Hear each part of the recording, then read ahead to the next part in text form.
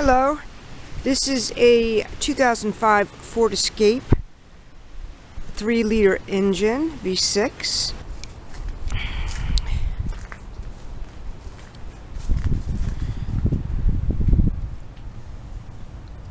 This is your map sensor.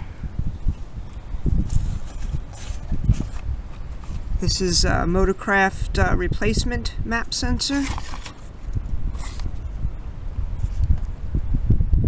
And it's just affixed to the firewall with 2 screws. So I'll go ahead and replace that. This just pops off by depressing the button. And remove this